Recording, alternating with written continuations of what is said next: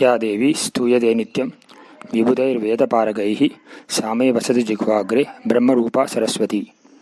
नमामि नारायणपादपङ्कजं करोमि नारायणपूजनं सदा वदामि नारायणनामनिर्मलं स्मरामि नारायणतत्त्वमव्ययम्. Invoking the grace of Goddess Saraswati, Guru Vairappan, Guru Mahaperiva, Guru Parampa. We now enter into the verse number 3 of Dasakam 10. Tavat sasarja manasa sanakam sanantam bhuyas sanatanamunim cha sanat kumaram te srishti karmanitu tena niyujyamanaha tvatpada bhaktirasika jagruhurna vanim. Tavat sasarja manasa sanakam sanantam bhuyas sanatanamunim cha sanat kumaram te srishti karmanitu tena niyujyamanas tvatpada bhaktirasika jagruhurna vanim. Literal meaning: Tavat bhuyaha, then further, manasa, by the mind, sanakam sanantam sanatanamunim sanat kumaram cha. Sanaka, Sananta, Sanatana and Sanat Kumara. Sasarja, he created. Tena, by Brahma. Srishti karmani niyujyamanaha. We have to add happy also. Even though asked to engage themselves in creation, Tvat pada bhakti rasikaha tetu. They, however, being intent on devotion to thy lotus feet, Vanim na jagruhu, did not heed or obey his words. Then Brahma created the Munis, that is Sanaka, Sananta, Sanatana and Sanat Kumara from his mind. Though he asked them to continue creation, they did not heed his words or obey his words, being solely devoted to worship of thy lotus feet. We saw in the last verse number 2, that Brahma lamented on the tamasic creation and sought the grace of Lord for self-purification. His Santakaranam was then purified and thereafter created from his mind the Sanat Kumara. The four mentioned here, Sanaka, Sananta, Sanatana and Sanat Kumara. They are called Munis. The word Muni means Jnani, who have no self-ignorance. They are free from the bondage, samsaric bondage. That is their call. And they are Sattva Guna predominant, because knowledge. They have the knowledge, therefore they are called Sattva Guna predominant. Since Srishti Karma or the act of creation is Rajasic predominant, and it could also again lead to tamasic creation also, because tamas, ignorance, is there, which caused the division, and this could lead to attachment towards the act of creation and the creation itself, which is against their will. That's why the Sanat Kumara didn't want to. They are engrossed in the devotion at the feet of the Lord, it's mentioned here, and could bring this creation could bring Rajas and Tamas under their control. They are under the control of the Rajas and Tamas. Therefore, they had no desire other than the devotion to Lord. Moreover, due to paramount devotion to Lord, they transcended all the gunas, gunatitaha, and have become what is called Atma Ramaha. That means enjoying, abiding in the Atma, which gives happiness. That is called Rama. Rama is also called Atma Ramaha. They are also Naishtika Brahmacharis. Because they are Muni, Jnani means they are Naishtika Brahmacharis talked about. Naishtika Brahmachari is one who is committed to celibacy throughout. Which means a Naishtika Brahmachari can take from Brahmacharya ashram to only sannyasa. Whereas Upakurvana Brahmacharya is the other Brahmachari who crosses over all the four ashrams. That is, from Brahmacharya ashram, then he can go to Grihastha ashram, then Vanaprastha, then sannyasa. So he is only a celibate during the Brahmacharya ashram.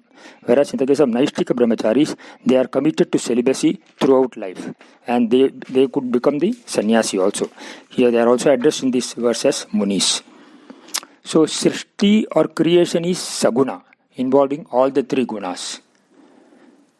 And it is born of Maya. Maya is Avidya. Hence, Sanakadikas, the four, who are free from ignorance, who are jnanis, would not be interested in tamasic creation, which is ignorance predominant. Since their minds are free from attachments, they do not want to get into it. Because in creation, when you start, the attachment is born. We saw that also in the verse number 2. So the bondage again comes. So this is the difference between Brahma and Brahmaputra we found here. Brahmaji wanted to do the creation, whereas Brahmaputra, they didn't want to involve in the creation. So they didn't obey the words of Brahma, saying that it is against our will, we are not interested in the creation. The verse ends like that. We'll go into the verse number 4, which says, Tavat prakopamutidam pradirundhatosya bhumadyato janimrudo bhavadekadeshaha namani me kurupadani chaha virinjeti adaurroda kilatena sarudranama tavat prakopa mudidam pratirundhatosya bhumadyato janimrudo bhavadekadeshaha namani me kurupadani chaha virincheti adau ruroda kilatena sarudranama. Tavat, then, udidam prakopam, the great anger which arose, pratistandaha, pratirundataha, who suppressed, asya bhrumadyataha, from between Brahma's eyebrows, bhavadeka deshaha, mridha, that is the Shiva or Rudra, who was a part incarnation of thine. Ajani was born. Ha Virincha, O Brahma. Brahma is called Virincha. O Brahma. Me namani padani chakuru. Give me names and abodes. Itihi saha adau ruroda. He thus cried at once. Tena Rudra nama kila. So he is known as Rudra. So the next creation starts now.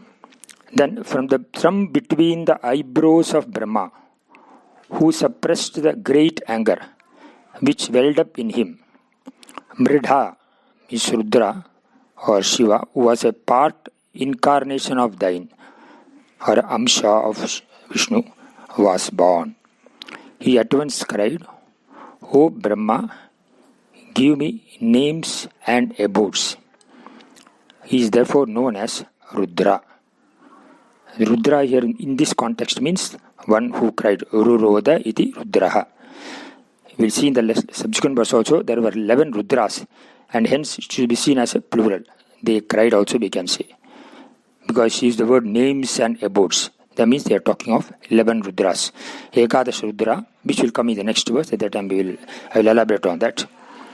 Now the word Rudra is a very significant word here, which comes as the 114th Nama in the Vishnu Sahasranama.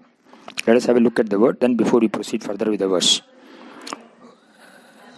The Rudraha means the one who causes tears is one meaning, and the one who removes the tears also is Rudra. Sambharakale Prajaha, this is Shankara Bhashya, they talk about, he mentions like this, Shankara. Sambharakale Prajaha Samharan Rodayatiti Rudraha. Rudam Riti Dadatiti Va. Ruhu Dukkam Dukka Karanam Va. Dravyatiti Va Rudraha. Rodanat Ravanadvapi Rudra Ityuchade. Means Sambharakale Prajaha Rodayati. He is Rudra because he makes people cry when he withdraws them at the time of Pralaya. Because the Pralaya everything goes back. The creation becomes unmanifest. Rud is sorrow. Rudam Rati or Dadati, because he gives grief, is Rudraha, he is Rudra. As the giver of the fruits of action, he gives unpleasant situations for Papa Karma, because Dukkham is the effect of the Papa. Through this, he gives grief and makes people cry. This is what people think. But it has got another meaning also. That's why he says, Ruhu dukkam dukkha karanam va. Ruhu is sorrow or its cause also. Shankara says, Tam dravayati iti rudraha. So, Rudam dravayati iti rudraha. He removes our sorrow, our tears, and their cause. And so he is called Rudra. We have seen Rudra Abhisheka and chanting of Sri Rudram as a prayer to the Lord, which is the greatest prayaschitta that anyone can do. Even great papas can be removed by chanting the Sri Rudram with Shraddha. The name Rudra generally refers to the Lord Shiva, but here in this context, he is the Amsha of Vishnu. Vishnu, and through Brahma he comes. Therefore, Brahma himself is an Amsha of Vishnu. So the Lord is one, and here he is invoked as Rudra. So Rudram means Rudam Dravayati, he removes the tears, he also gives tears. The word Rudra has got this kind of a significance. And we have seen the Rudra also, we can see when he read that Rudra, the Lord Rudra, is personified as the creation itself, different names. As Vishnu is the Sahasranama names, see, here also in Rudra also we can hear that in Sri Rudram, the names of the Lord, it implies the entire universe is representing by the word Rudra. So in Vishnu Sahasranama also, Lord Vishnu is addressed as Rudra. That's how this thing. So here, Brahman was swelling with anger, it says.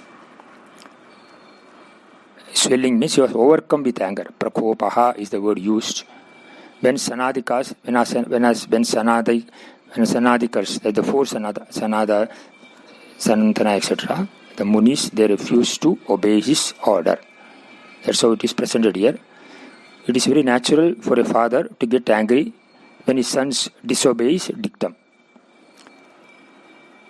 They saw obeying the wrong dictum is adharmic. This is very important. Even with his father and son, if the father says something which is not dharmic, the son need not follow. That's what he said, Vishesha Dharma. Otherwise, normally Samana Dharma says you obey the father. And did not want to repeat the mistake of Brahma. Because Brahma himself, it was said earlier in the second verse, that he created the wrong creation and then got into laments. And moreover, for Srishti, attachment to creation is implied. And these they are Nisangaha. The Munis, Sanat Kumara Sadi, they are all Nisanga, they are free from attachment. And so even the thought of creation implies bondage, therefore. So the liberated Mukta, the Sanagadikas, would not indulge in creation, which is born of attachment. And that is why they did not obey. Brahma subsequently realized his mistake and controlled his anger, he says. And thereafter, again, although he was initially angry, he controlled his anger. And thereafter he decided that I will make further creation. So, from the mid-eyebrows, between the mid-eyebrows, there is a place from where he created Vridaha. This place is a very significant place. Even in Kundalini Chakra, when they talk about it, they said this is called the Ajna Chakra. The Kundalini Shakti flows through this Ajna, this center. This center is where the Sattva resides. It is pure and knowledge. They say in that Kundalini Shakti in Hatha Yoga, they say that Ida, Pingala and Sushumna Nadi, they join at this center. And the knowledge arises. And thereafter it goes to Sahasrara. So it implies also a knowledge. We should also understand that is why this is called temple. That place between the eyebrow is the real temple place. Where the Ajna Chakra is there, it also implies the knowledge also. And we must understand also there is a place where the Agni also resides. Agni has got twofold characteristics. One is it gives prakasha, and therefore that is a knowledge simplification. In its presence everything is lighted. The Agni also has the capacity to, it is called Analaha. It can destroy, it can swallow everything. So Agni can destroy also. So the destructive aspect is the Laya aspect. Also is coming here. The word, the anchor, which comes from the, which is welled up in him, it presents itself through the mid-eyebrows. It is mentioned here. So it signifies both the aspect also. And this place is therefore very important. From there emerged the Rudra, the Mridaha. So as soon as the Rudra was born, he started crying. And the Rudra, that cry is therefore is called Rudaha. Rudati means Rudaha, Ruroda, it's some said. So he started crying. And he means it is there actually because there are 11 Rudras. Therefore he asked Brahma, you give me names and abodes. This is like a cry of a child when he born out of the womb of the mother. First it asks for a name and then it asks for the abode, the place to stay. That's what he says. We will proceed more in the next session. Bhabe bhave yada bhaktihi padayostava jayate tata krushva devesha natastvam no yata prabho. Nama sankirtanam yasya sarvabhava pranasanam pranamo dukkha samanaha tam namami harimbaram. Narayana Akila Guru Bhagavan Namaste. Hari Om. Ya Devi Stuyade Nityam Vibudhair Veda Paragaihi Same Vasadu Jihvagre Brahma Rupa Saraswati.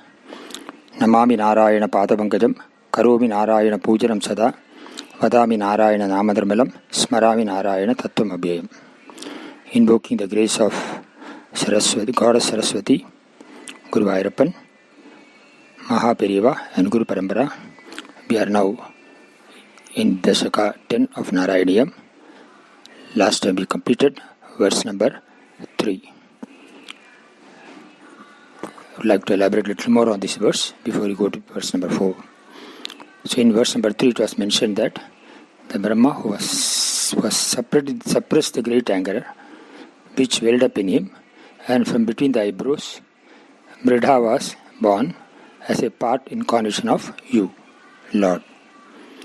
You will understand here that Brahma, the four Munis, Sanaka, Sananta, Sanatana and Sanat Kumara, they were the Manasika Putras, born from the mind of the Brahma.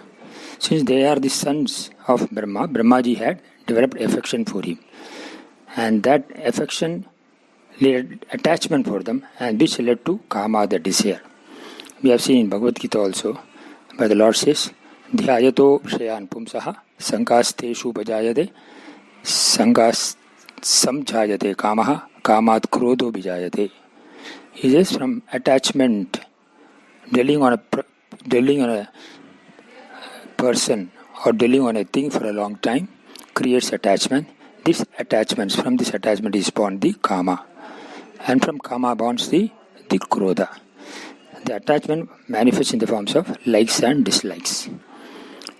In this case also, Brahmaji developed the attachment for the son because he is son, and through that he wanted them to behave in the way he wanted to be.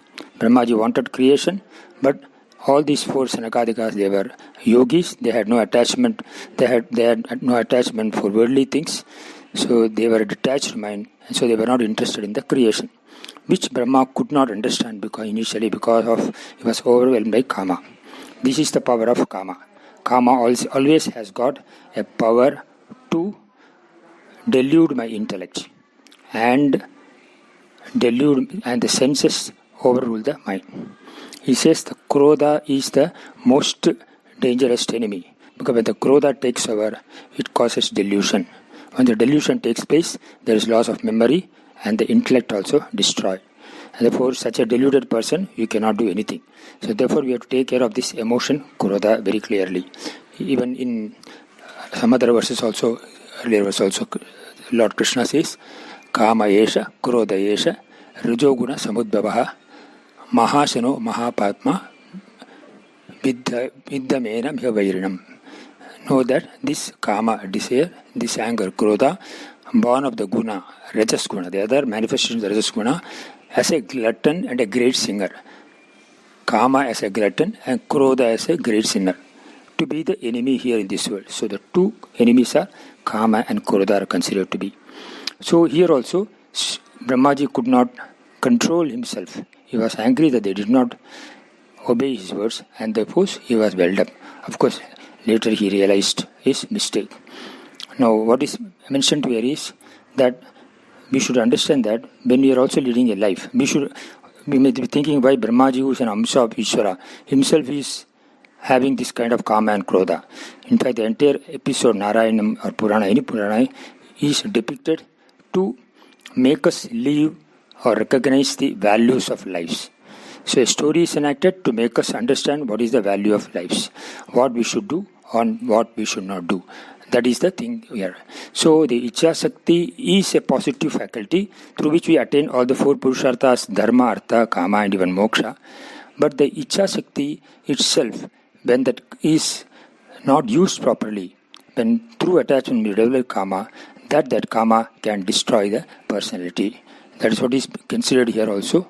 So the Vikopa and Prakopa terms used there, that the Krodha is not good for one's progress. The life one should live should be from earn and enjoy to earn and serve. That is, as Swami Chinmayananda used to put, from animal man we should become man. When we enjoy, we only enjoy the sensual pleasures objects. But these objects further give us to make us more desirous and thus engulf us in this path of enjoyment. Whereas when we start sharing, we become more broad-minded, we gain more happiness. So from earn and enjoy, we earn and serve. We could earn not only money is talked about, we could also talk about what is even the knowledge that could be shared by us. That's what it says. From animal man, we should become a man. Is the message given also even in the Bhagavad Gita, or also even in these two verses which we see in this. That Swami Chinmayananda always, somebody asked him that how do I carry this wealth after my death? The Swamiji said it's very simple. Convert them into punya, dharma. Then it becomes easy for you to carry, and you can enjoy it also in the next birth humorously. And therefore, the only way we can neutralize these ragadveshas is to perform all actions in conformity with dharma. What I perform should be in keeping with the dharma, all actions, and all desires which I entertain also should be in keeping with dharma. If I act in this manner, then I will be able to neutralize my raga dvesha. Because neutralization of raga and dvesha, attachment and aversion, is very important step for spiritual evolvement. I should not fall slave to raga dvesha. Krishna says, Sarvesham buddho raga dveshas vyavastitau tayoho vasham na agyached. Do not come under the hold of raga and dvesha. So the only way by which you can do is, I should lead a life of dharma, protect dharma, dharmo rakshati rakshitaha, or do all actions in conformity with dharma. Then I will be free from the hold of raga dvesha. When I act, Krishna also says that I am in the form of a kama, which is dharma viruddho. Kama means that's desire which is not opposed to dharma. Not opposed to dharma means it is in conformity with dharma. What I perform, what I desire is in conformity with dharma. Then there is no conflict, then there will not be any sorrow. Because krodha will lead to sorrow. We know that Rama himself was called as Vigrahavan Dharmaha. He is a personality of dharma. So all our personalities, all our scriptures talk about the glory of dharma. And therefore, in India or in this context also, if Brahmaji has understood what was the nature, what was the intention behind the Munis declining his verse, is that then he would not have had any krodha. Because he could not understand initially, he got into anger. This is very important. And another important thing is also that we should not fall prey to sensual pleasures. Even our basic sensual habits, we need to keep them to the minimum. Our Mahaparival used to say that you can master your senses. At least start by giving up coffee. All along he used to say that give up coffee. If you give up coffee, you'll be one step ahead in terms of controlling your senses. Even doctors say that coffee is not good for health. But in spite of that, we say that I cannot live without coffee. We spend more money for that enjoyment, for just pleasing the taste buds. But then we become a slave of the senses. And if we have to follow up the Mahapariva's teaching, we should lead a life, we should follow what he says also. We should make an attempt to give up coffee. At least, if not 3 times, at least once only have coffee. And thereafter eventually we can lead.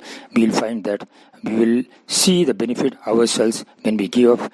We become the master of the senses. And our mind becomes more elevated. So, now here in the verse number 3, there is a difference to the word mentioned that from the anger which was built up with him, Mridha was born. The word Mridha is a very striking word. Mridha means one who gives happiness. One who gives happiness or make people happy. We have these references of this word in the Sri Rudra. For example, in the Anuvaka mantra number 2 of Dashakam number 10, Anuvaka number 10, sorry. It says, Yate Rudra Shiva Tanu Shiva Vishwaka Bheshaji Shiva Rudrasya Bheshaji Tayano Mrida Jivase.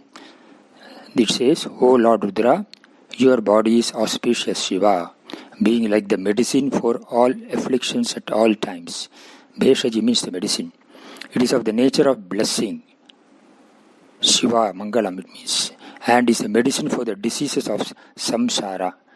The samsara means the samsarasya bheshaji is the medicine it says. And by that body of yours, may you make us happy and enable us to live. Tayano mrida jivase. Jivase means enable us to live, and mrida means make us happy. So this prayer is made here. Oh Lord, give me happiness and make us live. In fact, this also comes in another verse also, in the 4th verse also. It comes in the same Anuvaka. Mridano rudrotano mayaskriti kshayadviraya namasa vidhemate yachanjayoscha manurajache pita tatashyama tava rudra pranitau. Here also it says, O Lord Rudra, make us happy. Give us the ultimate happiness. Offering salutations, we worship you who are capable of eliminating the enemies. May we gain that happiness, born of objects, as well as the happiness that is born of freedom, which happiness Manu, our father, gained when you were pleased. So the word Rudra is very suggestive as one who gives happiness. In this context, we found that the Brahmaji, with great anger welled up in him, whose mid-eyebrows came Mrida. Now Mrida is one who gives happiness. But when the Mrida came out of the Brahmaji's mid-eyebrows, he at once cried. That means the emotion of cry signifies sorrow. That means the krodha always ends up in sorrow. So even a person who can give happiness will not be able to do so when there is anger. That is a suggestion here. So the Rudra cried means the crying depends the sorrow, the grief. And that grief is talked about here. And then he said, give me the names and abodes. The names means the identification. Abode means the place where we are. These are the two basic things which is talked about here. So this is how the verse number 4 concludes. We will now go into the verse number 5. Ekadashahvayataya cha vibhinna rupam rudram vidhaya dayita vanitascha datva tavantya dhatta cha padhani bhavat pranamnaha praha praja virachanaya cha sadaram tam.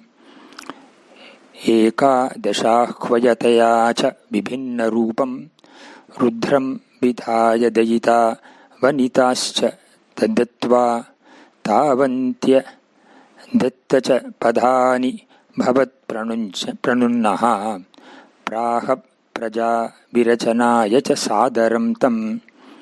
Bhavat pranunnaha, Brahma, who was prompted by thee, Rudram, to Rudra, Ekadashahvayataya, 11 names, Vibhinna Rupam cha, and appropriate different forms also, Vidhaya, giving, Dayitaha, Vanitaha cha Datva, giving dear wives also, Tavanti Padani cha, the same number of abodes also, Adata, gave, Tam, him, Rudra, that him means here Rudra, Tam means Rudra here, Praja Virachanaya, for the creation of beings, Sadaram Prahacha, lovingly requested also.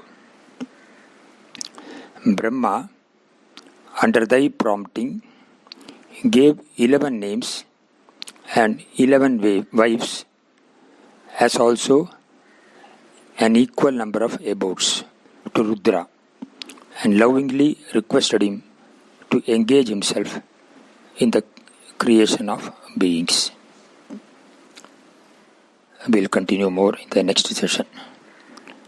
Bhave bhave yada bhakti padayostava jayate tata kurushva devesha natastvam no yatah prabhu nama sankirtanam yasya sarva papa pranasanam pranamo dukkha shamanaha tam namami harim param. Narayana Akila Guru Bhagavan Namaste. Hari Om. Ya Devi Stuyade Nityam Vibhudair Veda Paragaihi Same Vasad Jikhvagare Brahma Rupa Saraswati.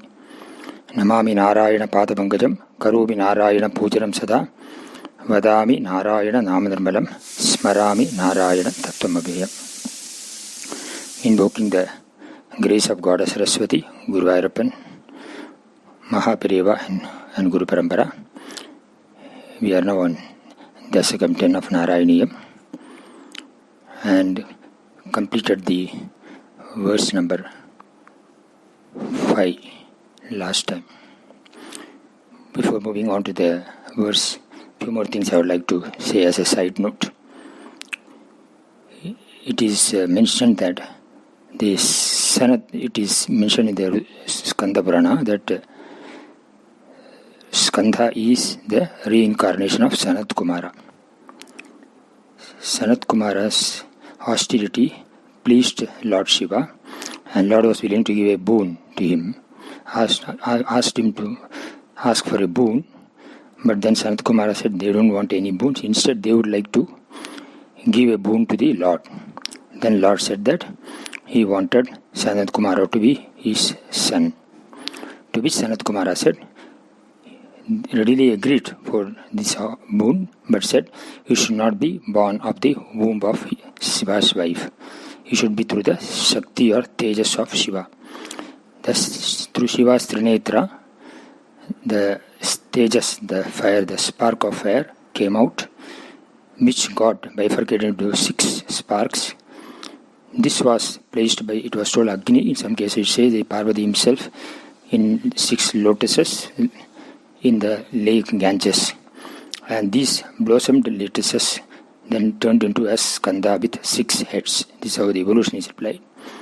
And skanda was brought up by the Kritika stars, therefore is called Kartikeya. The word skanda means one who attacks the enemy and protects the devas.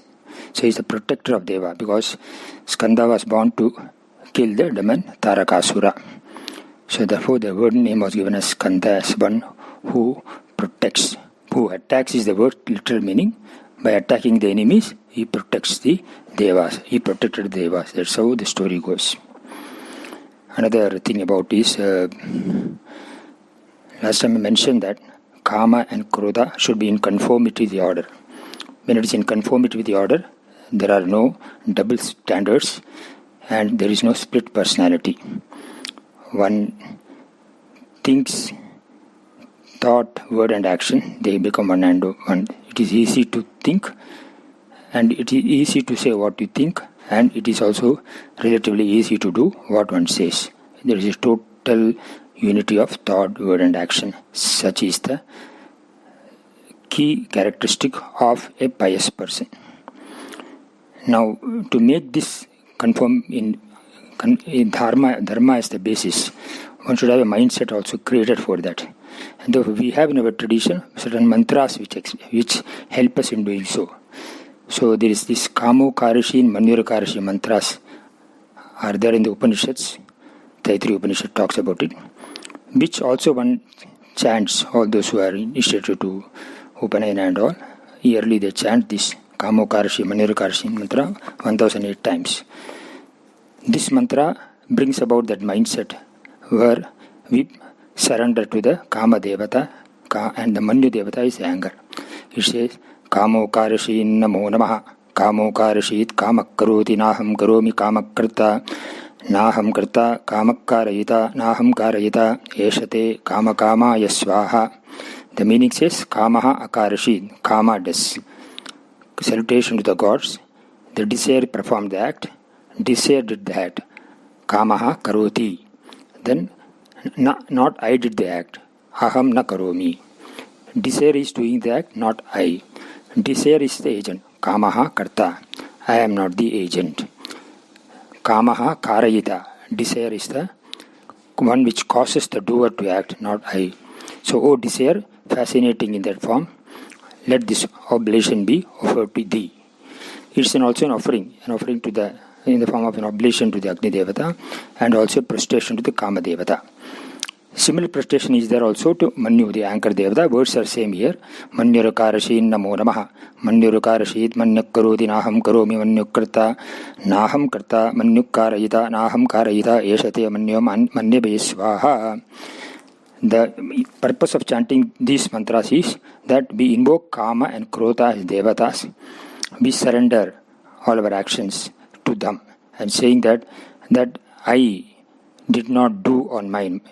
What is meant here is that prompted by you, I did the action, and then I repent for the action and I surrender unto you. And I seek your blessings to make me more broad-minded, make me come out of this and make me relate myself to the Atma, which is the form of a Sakshi. So the Ahankara Anatma is surrendering to Kama Devatas and Krodha Deva, Manu Devatas, and seeking their blessing to uplift themselves and free themselves of the impurities caused by Kama and Krodha, whereby one can lead a life in conformity with Dharma, and then relate themselves to the Sakshi Chaitanya, which is me. In fact, the Ahankara only does all the action. The Sakshi Chaitanya, which I am, is only a witness of all the actions. So this chanting this mantra make one's ego more enlightened, as I said earlier. Enlightened in the sense understanding that I am not the Ahankara Anatma, I am the Sakshi Atma. Thereby, all my actions will be dharmic, and through dharmic actions I cause welfare to the mankind, and myself gain the knowledge of the self. And all times I relate myself as the Sakshi Atma and not the Ahankara Anatma. That is the purpose. So this comes as a sadhana, and therefore one has to repeat this. So my request is that we can even chant this. Those who are qualified to chant the Vedic mantra, they should chant at least every day 18 times. And those who are not qualified to chant this mantra, then you can just say Kamaya Namaha, Manyave Namaha, like this 108 times. You will see the change yourself, because we are doing certain actions because of a certain mindset, and we are in a helpless situation, and therefore we are doing it because so many impurities are there. Kama, Krodha and impurities are there in the mind, which causes us to do this. Therefore, by chanting this mantra, we are prompted to do dharmic actions. So we surrender to the Kama Devata and Manu Devata. So my suggestion is, even those who cannot chant the mantra, they can at least say Kamaya Namaha, Manyave Namaha 108 times. You can see the change yourself. Now we are on the verse number 5, where it was said that the Brahma, under prompting of the grace of the Lord Vishnu, gave 11 names and 11 wives, because so Rudra asked for 11 names and 11 abodes and 11 wives. These are the three things he asked to engage himself in the creation of beings. These 11 names, wives and abodes are stated in Bhagavata Tritiya Skanda, Sloka 12, not Sloka 12, Adhyaya 12, Dvadashodhyayaha, and verse number 11 to 3, verses 11 to 13. The 11th verse talks about the residence of the Rudras. I will read the verse. Hriti Indriyanya Survyoma Vayu Ragni Jalam Mahi Surya Chandras Tapascheva Sthananyagre Kritanime. The residence is talked about. So the residence of these are Hridi. Hridi means Hridaya. Indriyani means Karmendriyas and Jnanendriyas, the 10. They are the residents. 3. Asuhu means Prana. Vyoma means Akasha. Vayuhu means air. Agnihi means fire. Jalam means water. Mahi means Bhumi, Prithvi, earth. Suryaha, then Chandraha, and Tapas. Tapas means the penance. These are the residents of the Rudras, 11 Rudras and their wives. So verse number 11 talks about the residence. Verse number 12 talks about the names of the Rudras, 11 Rudras. Manyur Manur Mahinaso Mahachiva Ritadvajaha Ugraretha Bhavakalo Vamadevo Dhritabhrataha. These are the names given here. First is Manyuhu, second name is Manuhu, third is Mahinaha, Mahinasaha, fourth name is Mahan, fifth name is Shiva. Then the sixth name is Ritadvajaha, seventh name is Ugraretha, 8 is Bhavaha, 9 is Kalaha, and 10 is Vamadevaha, and 11th name is Dhritabhrataha. These are the names given. And then verse number 13 talks about the wives of these. These are in the respective manner we have to relate. The first, in the same order it is given, so we have to relate them to the respective names. The wives are, and the residents are also related to the respective names only. The wives' names are given here like Dhir Vritti Rushanomacha Niyut Sarpi Rilambika Iravati Sudha Diksha Rudranyo Rudrate Striyaha. The names of the wives are given here. First is Dihi, next second one Vritti, third is Ushana, 4 is Uma, 5 Niyut, 6th is Sarpi, 7th one is Ila, 8 Ambika, 9th one Iravati, 10th Sudha, and the last one is Diksha. These are the 11 names. In fact, these 11 names of the wives we also chant when we relate, when we in our Rudra Parayana and all that. When we do 11 times chanting of the Rudra, etc. At the end of it, we relate these names also. So these are the 11 names of Rudra, 11 wives of Rudra, and the residences which were detailed here. But the part did not give those details, therefore I have to take to Bhagavatam to understand this. So we should understand here, Brahma submitted respectfully to Rudra for creation of the progeny or beings. So when we look at the abodes, it appears that Rudra is all-pervading because there is no place without him. All the 11 residences cover the entire universe.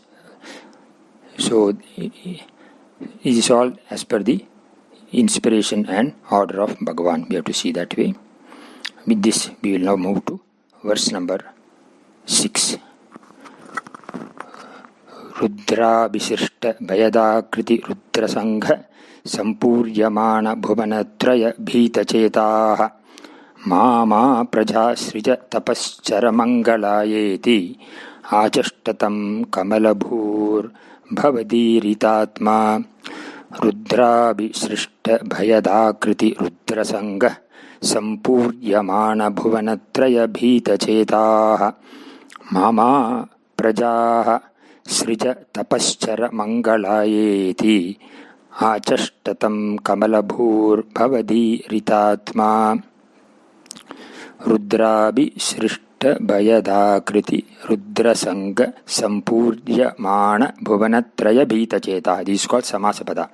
If you want to split, it will be Rudrayana Abhisrishtaihi Bhayadakritibihi Rudranam Sangaihi Sampuryamanam Yat Bhuvanatrayam Tasmat Bhitam Chetaha Yasya Saha. This is the Vitpati.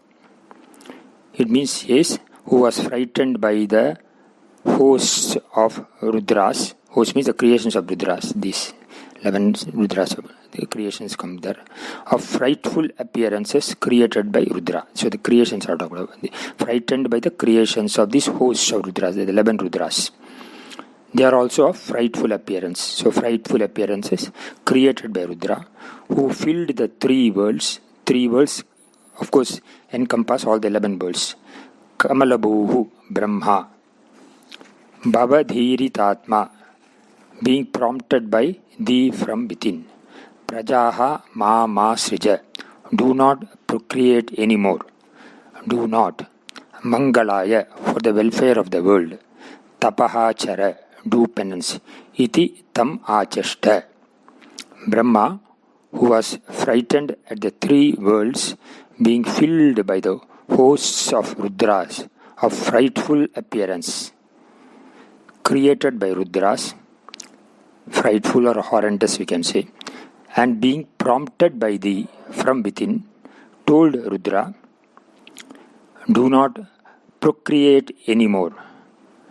Do penance for the welfare of the world. This is the literal meaning of the verse. We will go into the bhavartha of this verse also, little more detail also in the next session.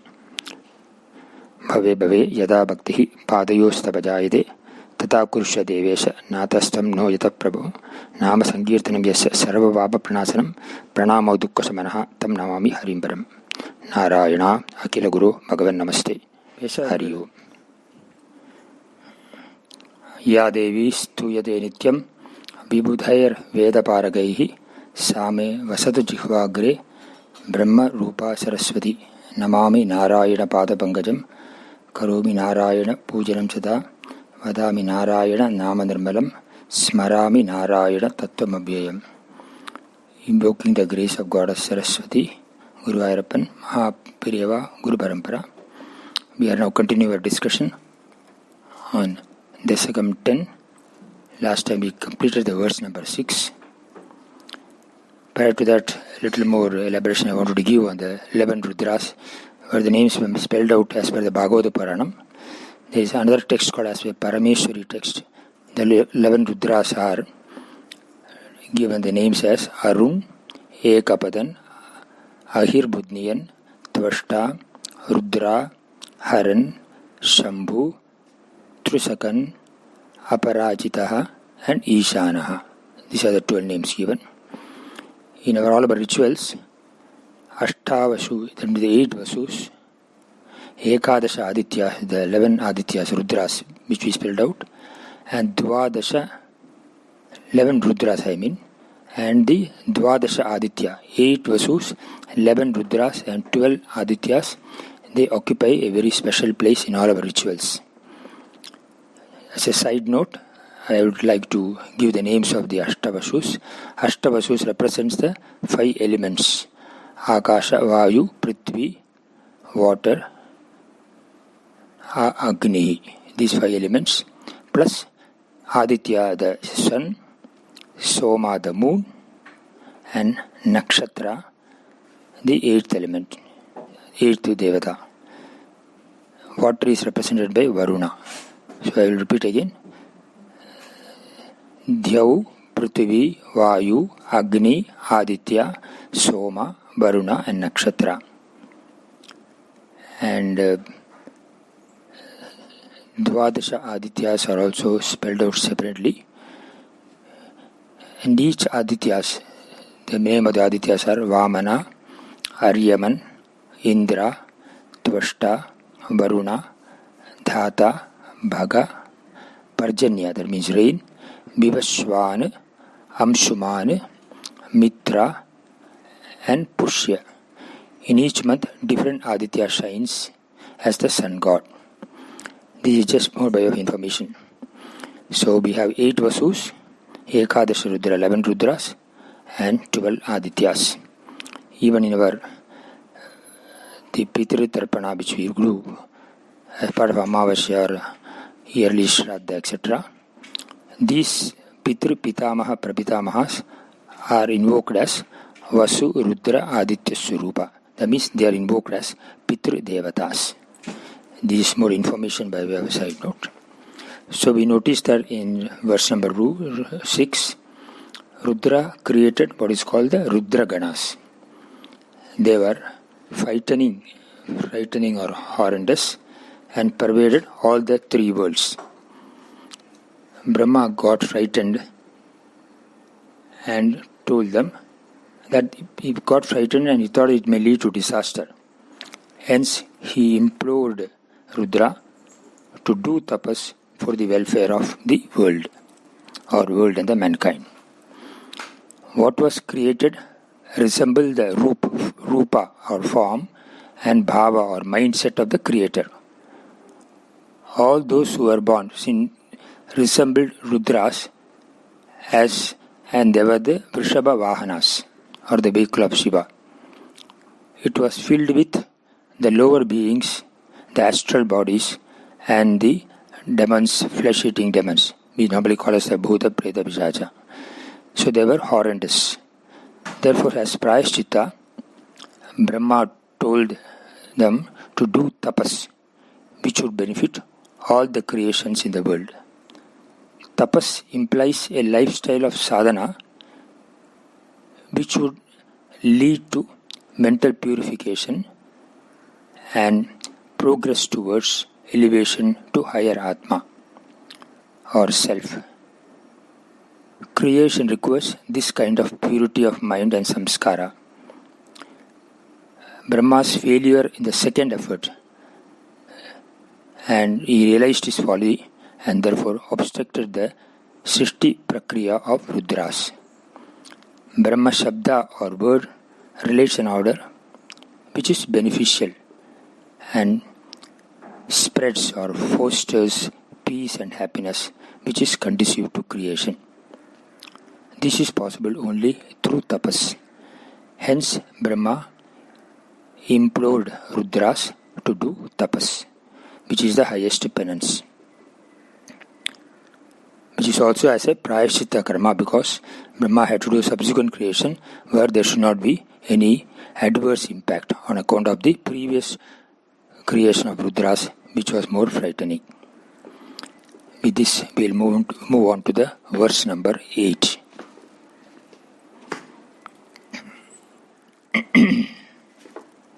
Verse number 7, I'm sorry.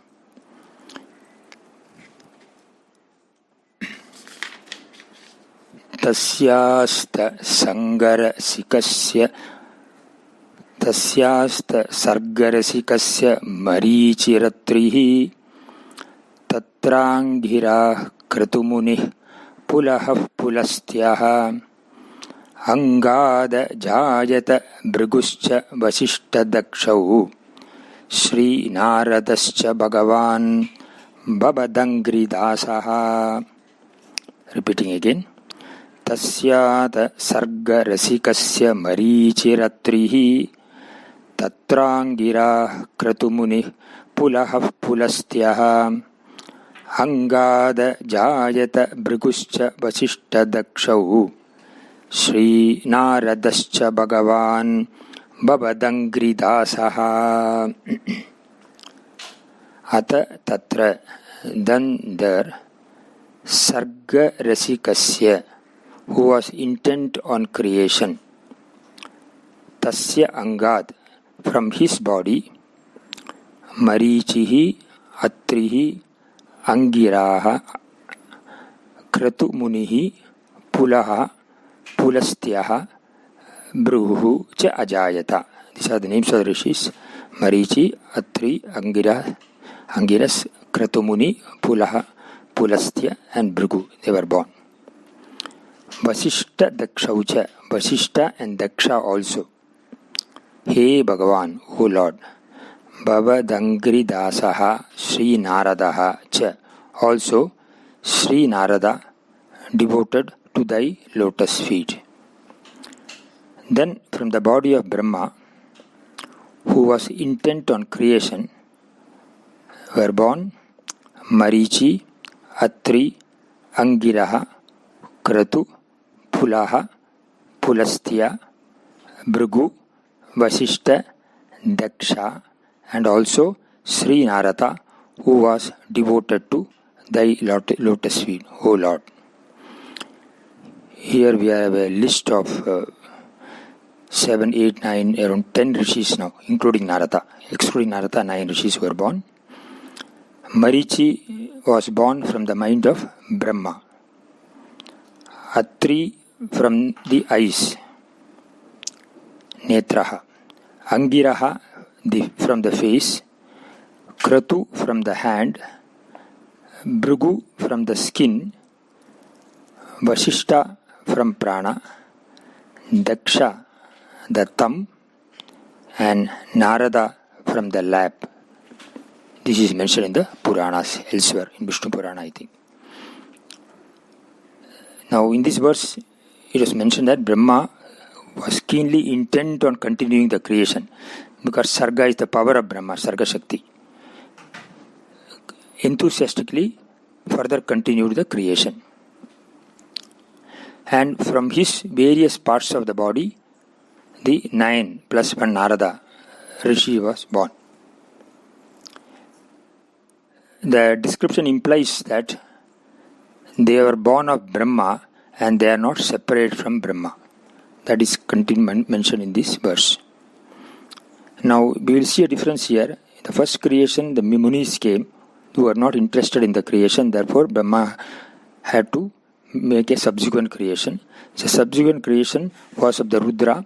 Because of Brahma's anger, which was swelling within, what came out was the impact of the anger, that one filled with sorrow and grief, and therefore the creations were frightening or horrendous, and therefore Brahmaji told the Rudras to do tapas. Now comes the very sublime creation. From the body of Brahma, all the rishis were born. So various rishis are listed out. All these rishis have got special powers and they have got special significance in various contexts, the Puranas. With this we will go into the verse number 8.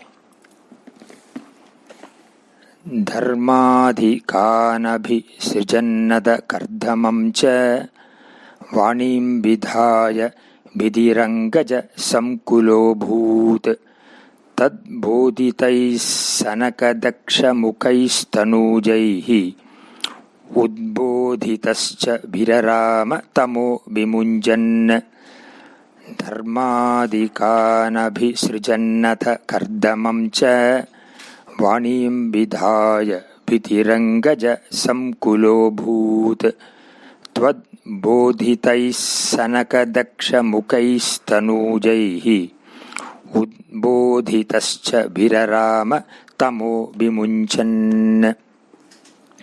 Atha, then, Dharmadikan, Dharmadeva and others, Kardamamcha and Kardama, Abhisrijan, having created, Vanim Vidhaya, creating Saraswati, Vidhi, Brahma, Angaja Sankula Abhut, was overcome by desire. Tvad Bodhitaihi, prompted by the Sanaka Daksha Mukaihi, by Sanaka, Daksha and others. Tanujaihi, sons. Udbodhitaha, being enlightened. Tamaha, Vimunchan, giving up ignorance. Viraramacha, refrain.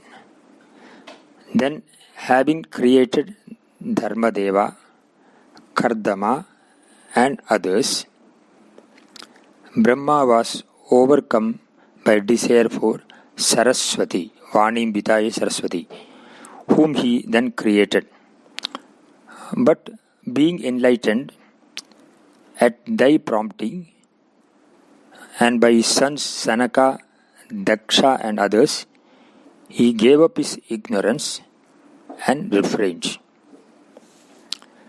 This verse talks about for the subsequent process of creation, where it was said that Brahmaji created Saraswati, was overcome by the desire. The desire is obviously at the Rajasic level. And Brahmaji, being an enlightened person, should not have been enthused by such desire. So the explanation usually given for this strange conduct of Brahma is that it is intended to teach us that even a great personage, even a tapasvi-like person, may sometimes err or cause error, and good advice should be accepted even if it comes from a mere boy. But a deeper philosophical meaning can also be attributed. Brahma is the universal mind as Hiranyagarbha, and therefore represents the common unenlightened mind. Such a mind is attracted by the Karma Kanda of the Vedas, here represented by Saraswati. Saraswati represents the karma aspects, just as symbolic here. But the enlightened mind, here represented by Sanaka and others, Sanaka also is there, even Daksha also, etc., points out that one should not be entrapped in Vedic rituals alone, but should rise higher and strive for self-realization. There are the 4 verses in Bhagavad Gita in chapter 2, 42 to 45, which we also go through now, which makes a reference about this, the impact of karma and how we should progress further for self-realization. The need for going beyond mere karma is brought out very vividly in these verses of the Bhagavad Gita, which we will see in the next session.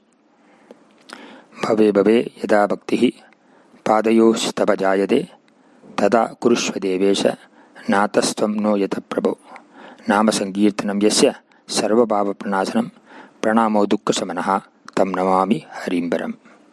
Narayana Akila Guru Bhagavan Namaste Hari Om.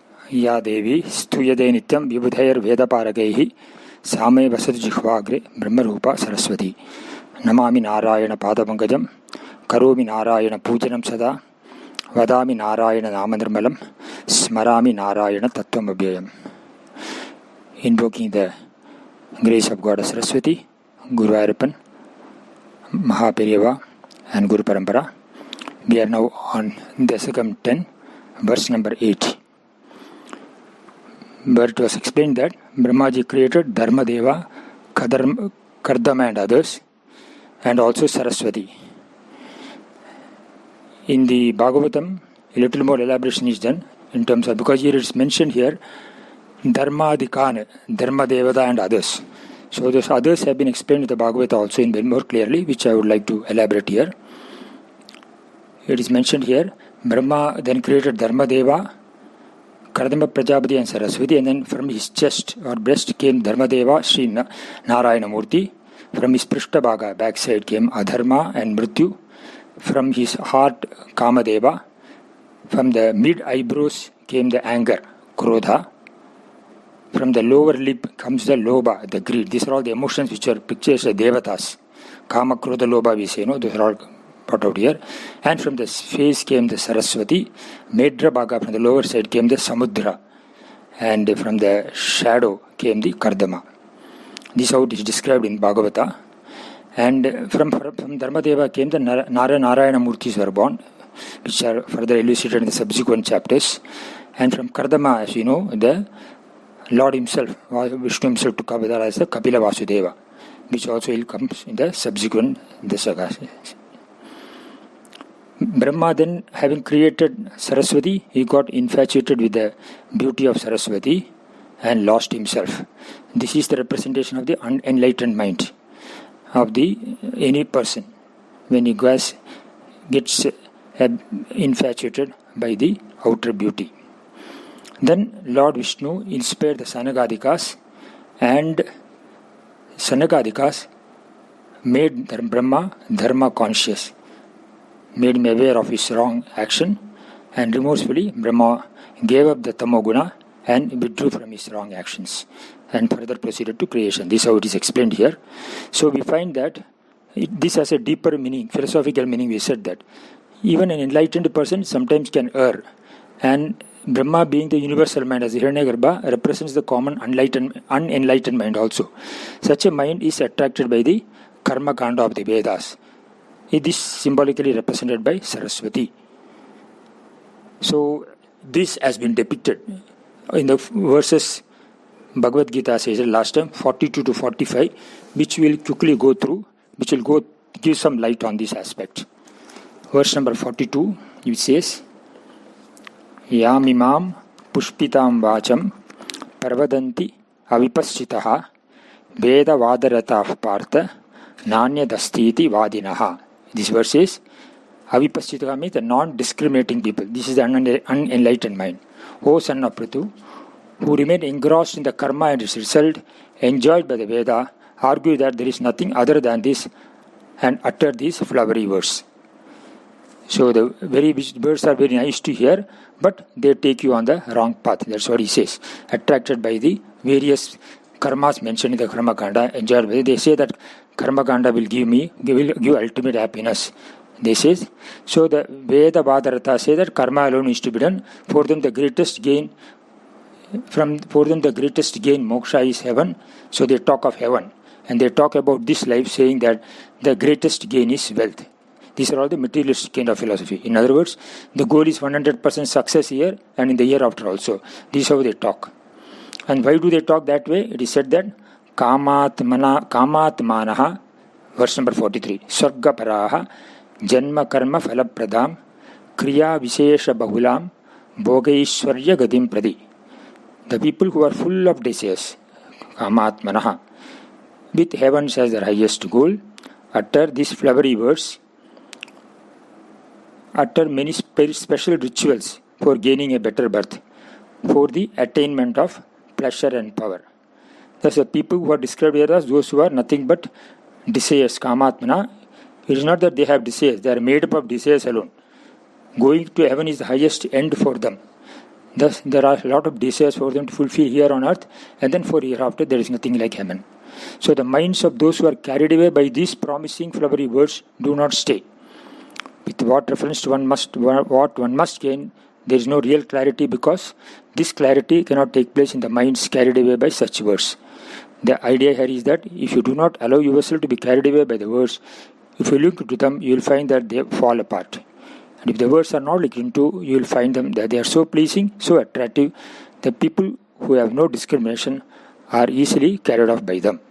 Then the verse 44 also talks about Bhogaishwarya prasaktanam taya pakrita chetasam vyavasayatmika buddhihi samadhau na vidhiyate.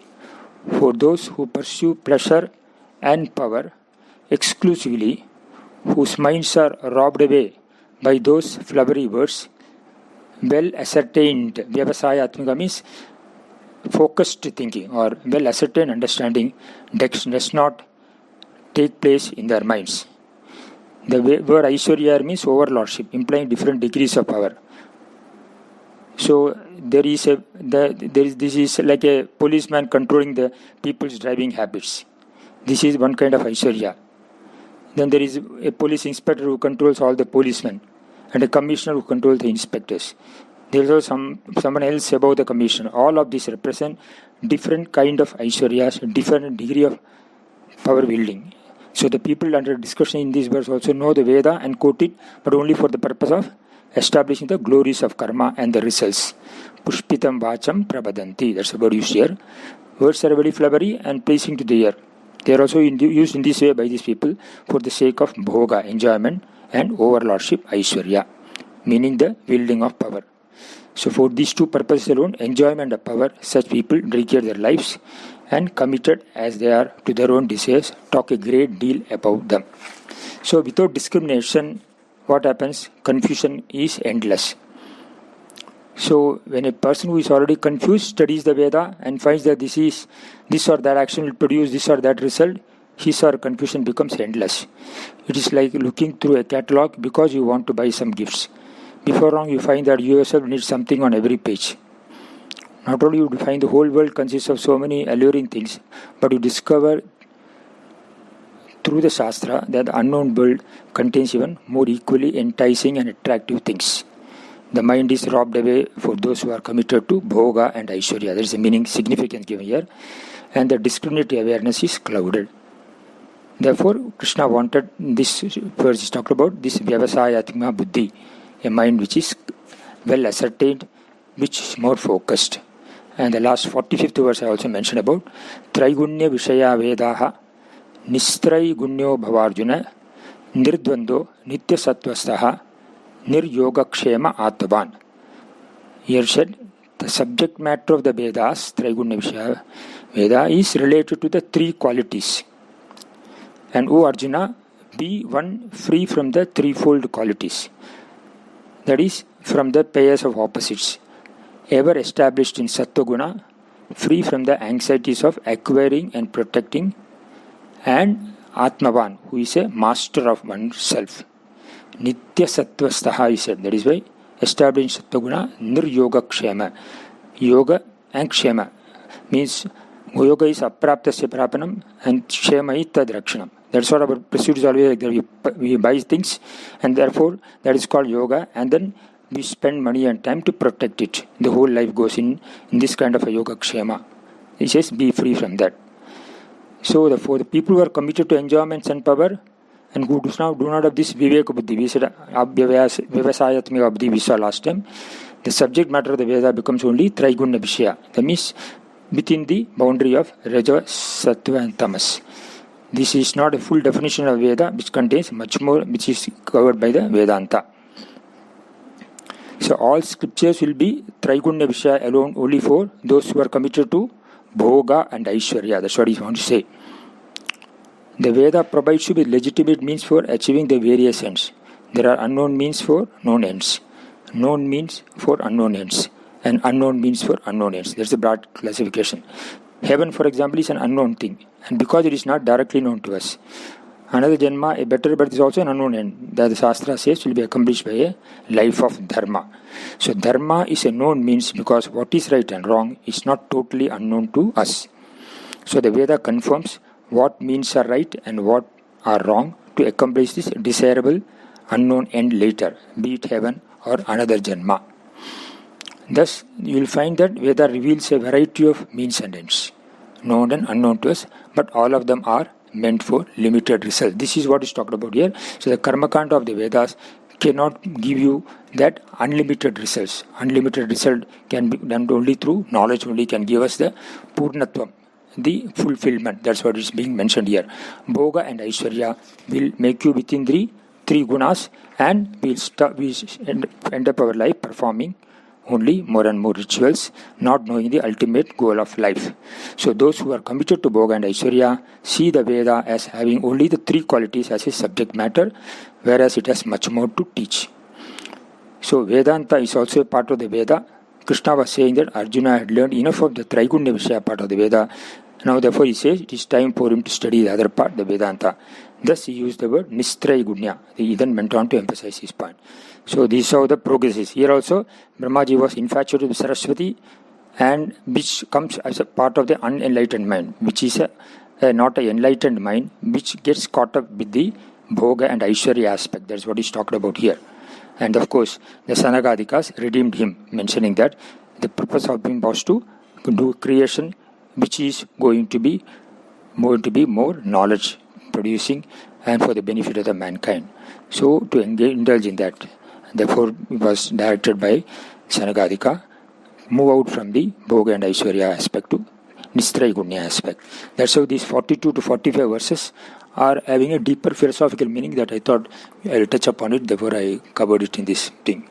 So we have to go from the Karma Kanda to Jnana Kanda Yoga. That's what is mottoed here. Only through knowledge one can gain wisdom.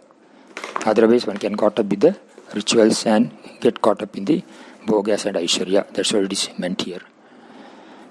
We'll now go into the verse number 9.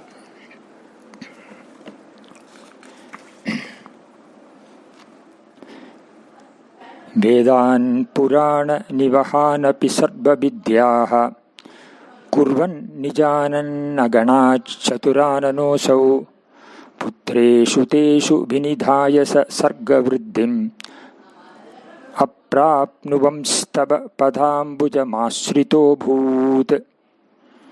Vedan Purana Nivahanapi Sarva Vidyaha Kurvan Nijanan Ganachaturananosav Putreshu Teshu Vinidhyaya Sasarga Vriddhim Aprapnuvam Stava Padambuja Masrito Bhut.